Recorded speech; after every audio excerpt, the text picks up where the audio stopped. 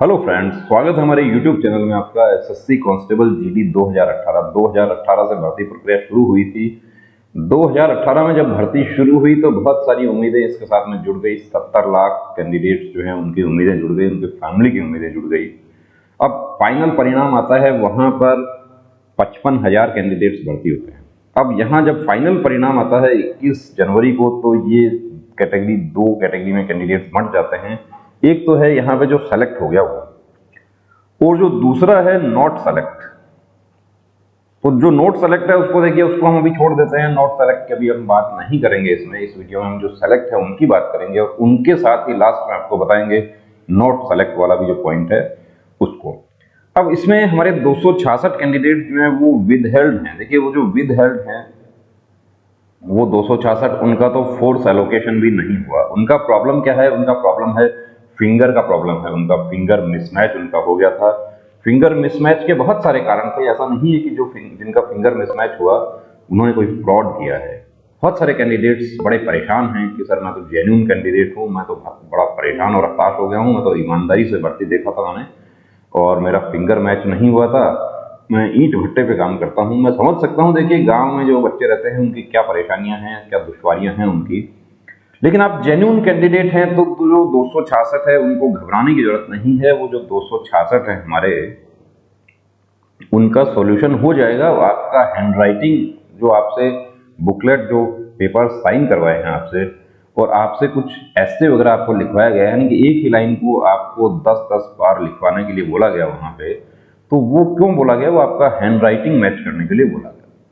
कुछ हमारे साथी ऐसे थे कि जो सेलेक्ट लिस्ट में नाम आ गया, लेकिन उनका ज्वाइनिंग लेटर जो है वो सीआरपी ने तो ज्वाइनिंग इशू भी कर दिया, और उसके बाद उस ज्वाइनिंग को कैंसिल कर दिया कि आप सस्पेक्ट कैंडिडेट हैं, आपका वेरिफिकेशन होगा। अब वेरिफिकेशन कब होगा? तो वेरिफिकेशन देखिए वो सब एक प्रोसेस है उसका। आपके डोजियर जो है एक जगह से दूसरी जगह जाएंगे। अभी आपकी ज्वाइनिंग हो गई थी तो आपका जो पूरा डोजियर जो है वो आपका चला गया था जो ग्रुप सेंटर है उसमें। अब वहां पर स्क्रूटनी होती है, उसमें पता चलता है कि ये तो सस्पेक्टेड कैंडिडेट है, इसके डोजियर में सस्पेक्ट लिखा हुआ है, यानी कि एक बार भी आपका फिंगर मैच नहीं हुआ तो आप सस्पेक्ट हैं। तो वो डोजियर वहां से वापस आरआरसी में आता है, आरआरसी से वो दिल्ली आता है, या आरआरसी उसका प्रोसेसिंग करती है जो सेंट्रल फॉरेंसिक लैब है वहां पर भेजने का। अब देखिए कैंडिडेट्स इतना उतावला हो रहे हैं कि सेंट्रल फॉरेंसिक लेबोरेटरी जो है उसको भी आरटीआई लगाकर जानकारी मांगी जा रही है। आप अपना और सेंट्रल फॉरेंसिक लैब दोनों का ही अपना समय क्यों आप जाया कर रहे हैं यहाँ पे? सेंट्रल फॉरेंसिक लैब आपको कैसे जानकारी दे देगी? उसका वो तो सील्ड कवर में सेंट्रल फॉरेंसिक लैब सीआरपी को देगी जानकारी। और आप जिस सेंट्रल फॉरेंसिक से मांग रहे हैं, क्या आपको पता है कि आपका जो डोजियर है वहीं पे गया है? इसके अलावा हमारे विदहेल्ड के जो साथी हैं वो फोन करते हैं राष्ट्रपति जो सचिवालय है वहां पर भी फोन करते हैं। तो देखिए राष्ट्रपति सचिवालय में फोन करने से इसका सॉल्यूशन नहीं होना है। आपको बता देता हूं कि वो सब जो है एक प्रोसेस है। आप यदि राष्ट्रपति सचिवालय में कॉल करते हैं आप, या आप मैसेज करते हैं, आप ट्वीट करते हैं, आप मेल करते हैं, तो वो मेल वहां से आएगा सीआरपीएफ के पास में। सीआरपीएफ से आपको जवाब आ जाएगा कि आप विदहेल्ड कैंडिडेट हैं, आपका फिंगर मिसमैच हो गया था या जो भी प्रॉब्लम हुआ था आपका, तो आपको अभी आपका प्रोसेसिंग चल रहा है, और सेंट्रल फॉरेंसिक से जब वेरिफिकेशन हो जाएगा तब आपका सॉल्यूशन हो जाएगा। अब वेरिफिकेशन कब हो जाएगा? हमारे पास बहुत सारे मैसेज आते हैं, कॉल आते हैं कि वेरिफिकेशन कब हो जाएगा या कब तक हो जाएगा। फिर हम कहते हैं कि हो जाएगा, जल्दी हो जाएगा। फिर भी आपके अंदाज से कब हो जाएगा? देखिए हमारा कोई अंदाज नहीं है, हम तो जो प्रोसेस जो चल रहा है उसकी आपको जानकारी बता देते हैं। अब विदहेल्ड वाले जो हैं उनके लिए देखिए कहना चाहते हैं कि आप जेन्युइन कैंडिडेट है, आपको डरने की जरूरत नहीं है। अब ज्वाइनिंग लेटर आ गया हमारा। ज्वाइनिंग लेटर, कुछ साथी ऐसे थे कि जो विदहेल्ड में जो जो बढ़ गए ये ज्वाइनिंग लेटर वाले, अब जो पीछे बच गए ज्वाइनिंग लेटर आ गया, लेकिन कुछ ऐसे थे हमारे साथी जो ज्वाइनिंग लेटर आने पर गए नहीं, वो क्योंकि उनको मन नहीं था, या वो निर्णय नहीं कर पाए कि मुझे जाना चाहिए या नहीं जाना चाहिए, या कोई जेन्युइन प्रॉब्लम हो गया, या ये समझिए कि कोरोना पॉजिटिव भी हो गया और वो नहीं गया, या फ्रैक्चर हो गया, एक्सीडेंट हो गया, बाइक से गिर गया, कुछ भी हो गया, या कैंडिडेट को ये था कि मुझे नहीं जाना है मुझे फोर्स में, नहीं गए, दूसरा लेटर भी आ गया, सेकंड ऑफर ऑफ अपॉइंटमेंट की लिस्ट आ गई या लेटर आ गया आपके पास में, और आपको जो डेट दी गई आप उसके बाद भी आप नहीं जाते हैं, आप उसके 2 दिन बाद जाते हैं, उसके 1 दिन बाद भी गए candidate, second offer of appointment के 1 दिन बाद भी जो लोग गए उनको आमद नहीं की गई, उनको ज्वाइन नहीं करवाया गया। कुछ हमारे साथी ऐसे हैं कि जो अब चाहते हैं कि मैं गया नहीं था लेकिन मैं अब कैसे जा सकता हूं, क्या आप कोई रास्ता है? देखिए रास्ता है उसका, कैसे आप जा सकते हैं कि आपको कोई कोई वैलिड रीजन आपको शो करना होगा कि मेरे घर में ये प्रॉब्लम हो गई थी इस वजह से मैं नहीं जा सका। और जो CISF का भी ज्वाइनिंग नहीं हुआ है, CISF अभी अपना ज्वाइनिंग इशू कर रही है, तो उसमें आपका ऑफर ऑफ अपॉइंटमेंट है, उसमें ये बात लिखी हुई रहेगी साथ में कि यदि आप एक्सटेंशन चाहते हैं किसी वजह से, तो आपका जो एक्सटेंशन का दरख्वास्त है वो एक निश्चित तिथि तक CRPF के जो ऑफिस जो है जहां से आपका इशू हुआ है ऑफर ऑफ अपॉइंटमेंट, वहां तक पहुंच जाना चाहिए। तो एक्सटेंशन जब CRPF में मिल सकता है तो दूसरी फोर्स में भी मिल सकता है। कुछ हमारे साथी ऐसे हैं, मैं तो टीचर की तैयारी कर रहा हूँ, मैं तो रीट की तैयारी कर रहा हूँ, मेरा 1.5 महीने बाद एग्जाम है, तो मैं अभी नहीं जा सकता, क्या मैं 1.5 महीने बाद जा सकता हूँ? आप दरख्वास्त लगाइए, आप उसमें वैलिड रीजन आप दीजिए, आप अपनी बात आप रखेंगे तो उस पर बिल्कुल वहां पर सुनवाई होगी। अब कुछ हमारे साथी ऐसे भी हैं कि जो ट्रेनिंग शुरू वहां ज्वाइन कर लिया, ट्रेनिंग शुरू हो गई, उसके बाद में कुछ तो ऐसे थे कि जो बीच रास्ते में ही लौट आए, अब उनका भी अभी मन कर रहा है कि मुझे जाना चाहिए था। कुछ ऐसे हैं कि जो वहां पे 2 दिन रुके, कुछ ऐसे भी हैं जो वहां पर गए और जाने के बाद पूरी रात रोते रहे। वहां देखिए रोना कभी नहीं है, जो फौज में चले गए हैं उनके लिए भी बता देता हूं, वहां पर आपको यदि इंस्ट्रक्टर आपको डांट दे तो भी नहीं रोना है, आपको घर की याद आ रही है तो भी नहीं रोना है, क्योंकि वहां आप रोना एक बार यदि आपने शुरू कर दिया तो आपको रोने की आदत पड़ जाएगी। और रोने पर देखिए वहां पर आपकी तकलीफ पे कोई मरहम नहीं लगाएगा, यदि वहां पर रोना शुरू कर दिया तो वहां पर आपके मजे लेने वाले खड़े हो जाएंगे। इसलिए रोना नहीं है, मन नहीं लगा, दुश्वारी है, परेशानी है, दर्द हो रहा है, ट्रेनिंग में और कुछ प्रॉब्लम चल रही है, घर में कोई प्रॉब्लम हो गई, फौजी की तरह मजबूती से खड़े होना है। कि रोना शुरू कर दिया था, पूरी रात बंदा रोता रहा कि राजस्थान का कैंडिडेट SSB में ज्वाइन किया और पूरी रात रोता रहा, और सुबह उसने कहा कि मैं जा रहा हूं। बड़ा समझाया उसे। देखिए आप वहां से छोड़ने की बात करते हैं, आप अभी नहीं, आप अगले 20 सालों तक आप छोड़ने की बात करते हैं, तो आपका इंटरव्यू होगा, आपको समझाया जाएगा, ऑफिसर लोग आपसे बात करेंगे क्यों जाना चाहते हो, काउंसलिंग आपकी की जाएगी, क्या प्रॉब्लम है, आपको फैमिली प्रॉब्लम है, आपको हम पोस्टिंग कर देंगे आपकी ऐसी जगह, सर बहुत सारा जो है प्रोसीजर होता है। अब वहां से तो उस दिन तो सब आ गए कि मुझे जाना है, घर पे आ गए, अब मन कर रहा है कि मुझे वापस जाना चाहिए। एक कैंडिडेट तो और भी आगे निकले, वो हमसे पूछते हैं कि वो आ गए BSF में ज्वाइन किया मणिपुर में साहब मन नहीं लगा उनका, 2 दिन में ही उनको मन नहीं लगा, 2 दिन में मन नहीं लगा तो घर में भी नहीं बताया होगा, और वहां पर एक एप्लीकेशन दिया, स्वेच्छा से छोड़कर जा रहा हूं, और घर आ गए। अब घर पे परेशानी हो गई, लॉकडाउन हो गया, कोरोना शुरू हो गया, अब वो जानना चाहते हैं कि मैं अब फ्लाइट बंद है, अब हवाई जहाज भी बंद है, ट्रेन भी बंद है, लॉकडाउन चल रहा है, तो क्या मेरी ट्रेनिंग राजस्थान में नहीं हो सकती क्या? नहीं, आपकी ट्रेनिंग आपके घर में हो जाएगी, आपको वहां से इंस्ट्रक्टर स्टाफ आ जाएगा, आपके घर में आपको ट्रेनिंग करवाई जाएगी। बेवकूफी वाली बात करते हैं कि हमारी राजस्थान में ट्रेनिंग कैसे हो जाएगी आपकी, जबकि पूरा पूरा बैच जो है राजस्थान का वो मणिपुर में ट्रेनिंग कर रहा है।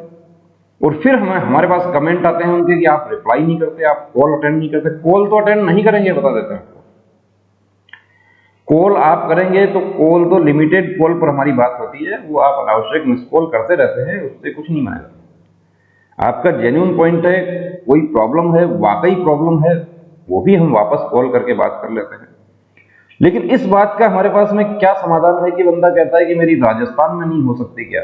यानी आपका मन नहीं है जाने का, आप हमारा समय खराब करने के लिए मैसेज कर रहे हैं, और आप जानना चाहते हैं, बकवास करना चाहते हैं। कॉल यदि हम ले लेते हैं आपका, तो आप कॉल पर अनावश्यक उल जुलूल बातें आप करेंगे। अब इसके बाद हमारे वो साथी हैं जो ट्रेनिंग स्टार्ट हो गया है, ट्रेनिंग जो है अब वो उनको ये डाउट है कि ट्रेनिंग शुरू हो गया है, अब मैं यदि छोड़ के जाता हूं तो क्या होता है। ट्रेनिंग शुरू हो गया, उसके बाद में आप छोड़ के जाते हैं, तो आप यदि 3 दिन भी आप ट्रेनिंग कर लेते हैं, आप तो कॉम्पिटेंट अथॉरिटी पर डिपेंड करता है, वो चाहे तो एग्जेम्प्ट कर दे, वरना वो आपका 3 महीने का वेतन या ट्रेनिंग कॉस्ट, तो 3 महीने की ट्रेनिंग होती है, वहां तक आपका जो वेतन है वही ज्यादा होता है, और जब आपकी पूरी ट्रेनिंग हो जाती है तब आपकी ट्रेनिंग कॉस्ट ज्यादा होती है। अब इसमें भी कुछ कैंडिडेट्स को बड़ा डाउट है, बड़े परेशान है वो, कि क्या 10 लाख रुपया ट्रेनिंग कॉस्ट हो जाता है? ऐसा नहीं है कि 10 लाख ट्रेनिंग कॉस्ट हो जाता है।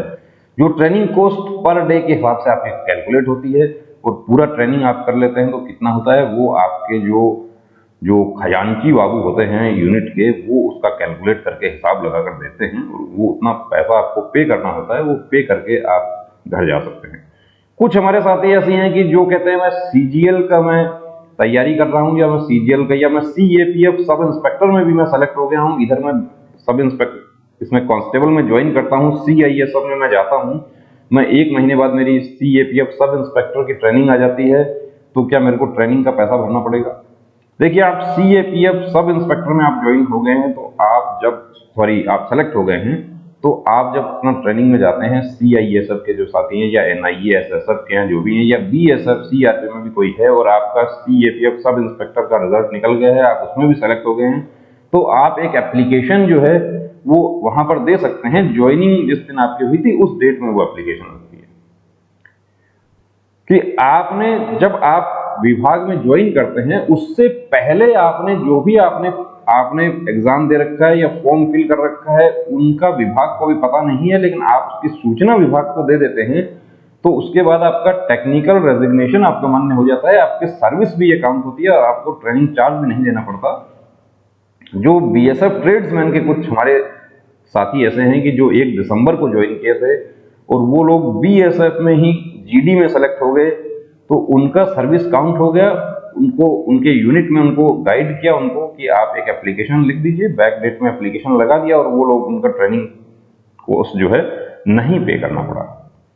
तो आप सूचना दे सकते हैं। टेक्निकल रेजिग्नेशन का मतलब है कि आप उस जो केंद्र सरकार का कर्मचारी जो है वो दूसरी सर्विस में जा रहा है, तो उसको परमिशन यदि उसका होता है, वो टेक्निकल रेजिग्नेशन होता है। अब उसमें आप यदि रिजाइन करके जाएंगे, अब बीएसएफ ट्रेड्समैन का जो कैंडिडेट है वो 3 महीना उधर वेतन ले लिया, उसके बाद इधर रिजाइन किया, तो 3 महीने का पे किया, और फिर बीएसएफ में ही ज्वाइन किया, यानी कि उसने बताया नहीं अपनी यूनिट में कि मैं बीएसएफ में ही एसएससी जीडी में सेलेक्ट हो गया हूं। यदि बता देता तो उसका जो दोहरा नुकसान हुआ है कि 3 महीने का उसका वेतन जो है वो उसको देना पड़ा, 3 महीने का जो उसका सीनियोरिटी है वो भी काउंट नहीं होगा।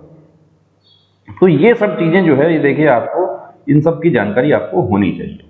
अब हमारे वो साथी हैं जो मेडिकल में वहां पर अनफिट हो गए, और अभी कुछ तो ऐसे हैं कि जो घर भेज दिया गया, कुछ ऐसे हैं कि जो वहीं पे बैठे हुए हैं, और बताया जा रहा है कि रिव्यू मेडिकल बोर्ड बैठेगा और वो निर्णय करेगा, यदि रिव्यू मेडिकल बोर्ड अनफिट कर देगा तो वो घर चले जाएंगे।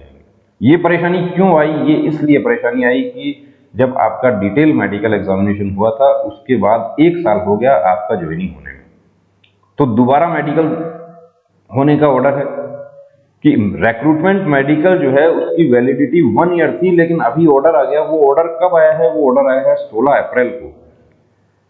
मिनिस्ट्री ऑफ होम अफेयर्स का ऑर्डर आ गया 16 अप्रैल को कि रिक्रूटमेंट वैलिडिटी जो है वो 1.5 साल कर दी गई, यानी 18 महीना कर दी गई है। तो सबसे पहले असम राइफल ने इसके बारे में दरख्वास्त लगाया था, तो असम राइफल को उसका कॉपी दिया गया, उसका रिप्लाई किया गया कि 1.5 साल हो गया है, तो असम राइफल उसको इंप्लीमेंट तुरंत कर लेगी। बाकी फोर्सेज जो हैं उनको उसका कॉपी दिया गया, तो सीआरपीएफ जो है उसके कुछ सेंटर में कल की डेट में भी, यानी कि 12 मई को भी कैंडिडेट्स को आउट किया है अनफिट करके। और जब वो कैंडिडेट हैं वो ये कहते हैं कि इसका 18 महीना हो गया है, वैलिडिटी 18, तो डॉक्टर वहां पर बोलते हैं कि हमारे पास अभी 18 महीना होने का ऑर्डर नहीं है।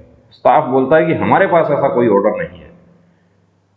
तो ये क्या हो रहा है? ये नाइंसाफी नहीं है तो और क्या है? जब हम ऐसी बात करते हैं तो बहुत सारे हमारे पास में काफी लोग खड़े हो जाते हैं कि आप भड़का रहे हो। भड़का नहीं, इसमें कौन सी बात हो गई? हम नियम की बात करते हैं कि जब 16 अप्रैल को ऑर्डर हो गया है कि रिक्रूटमेंट वैलिडिटी मेडिकल 18 महीने हो गई है, तो किसी कैंडिडेट को 15 को आउट कर दिया, उसका भी हक बनता है कि उसको भी 15 को आउट कर दिया आपने। अब नियम बदल गया तो उसको वापस लिया जाए उसको।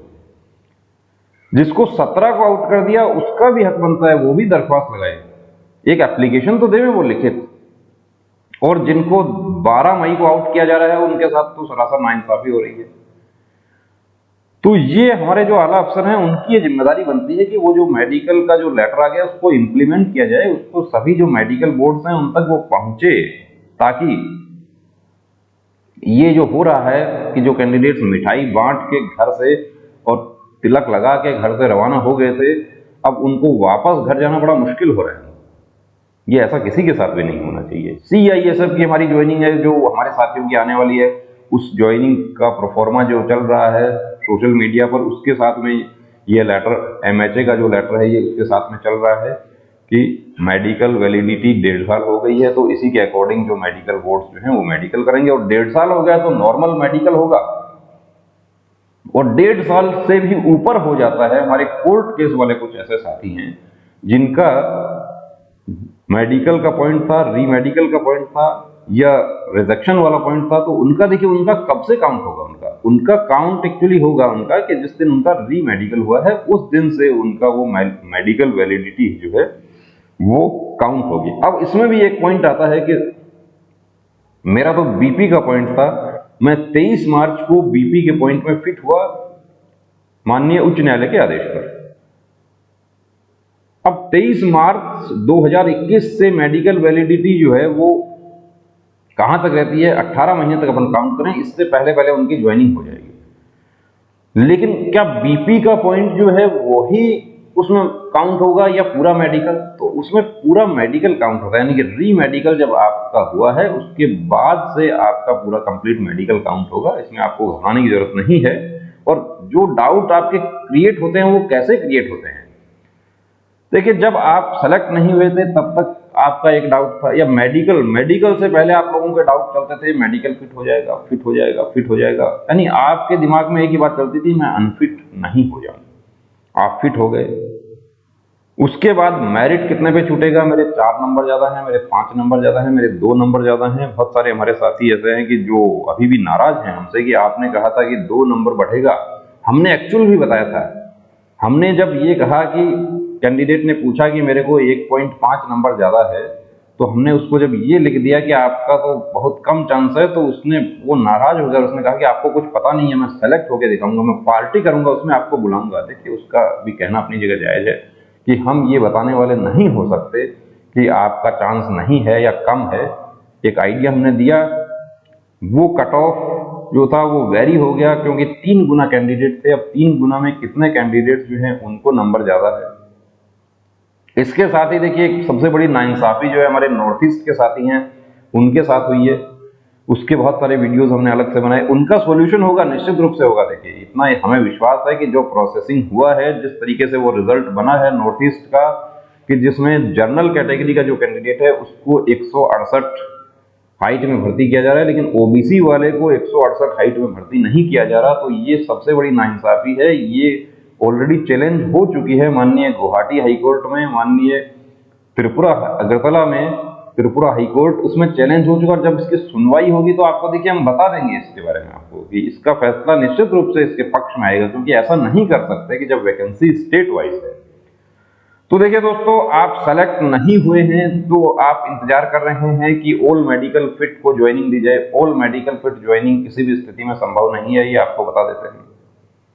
संभव क्या है वो बता देते हैं। संभव है वेटिंग संभव है कि जो साथी ज्वाइन नहीं किए, जो ज्वाइन करके वापस आ गए, उनकी जगह गृह मंत्रालय चाहे तो वेटिंग कर सकता है। नोडल फोर्स CRPF है, वो वेटिंग कर सकती है। अब वो कैसे करे, कैसे नहीं करे, कब करे, ये काम उनका है। वो चाहे तो वो ना भी करें, वो रूल लगा दें कि हम नहीं करते वेटिंग। अब उसके लिए आप क्या कर सकते हैं, उसके लिए फिर यदि ओवर एज हो गए तो देखिए दूसरे विकल्प हैं, और एज बचा हुआ है तो नई भर्ती आ रही है, उसकी तैयारी में जुट जाए। कि नई भर्ती कब आएगी, नई भर्ती आएगी या नहीं आएगी? बिल्कुल आएगी नई भर्ती। अभी कोविड लॉकडाउन की वजह से पोस्टपोन हुआ है, कैंसिल नहीं हुआ। 2021 SSC GD बिल्कुल आपकी रेडी है, तो अब हो जाइए तैयार। और अब रुकना नहीं, अब थमना नहीं, अब ठानना है, वर्दी को हर हाल में पाना है। जय